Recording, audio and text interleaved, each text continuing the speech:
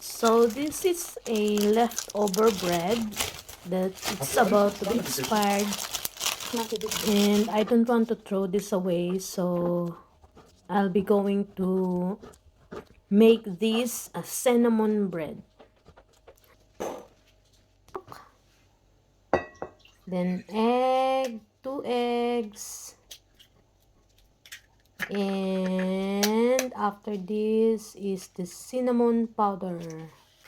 I'm just gonna empty this pouch.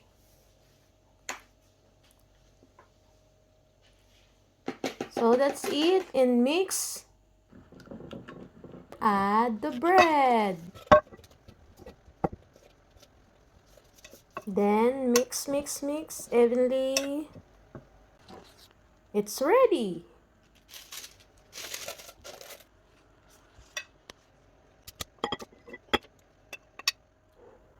I'm gonna sprinkle brown sugar, crispy.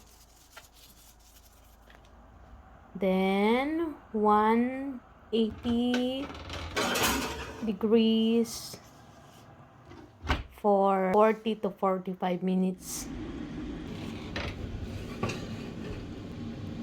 I have here a honey with cinnamon.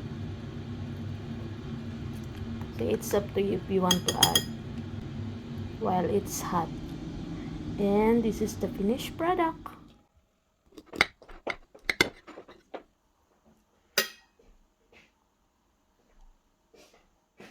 My cinnamon bread.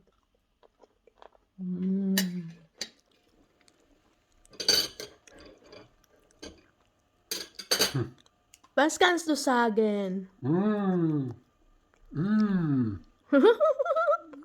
So was Gutes habe ich noch nie gegessen. Echt?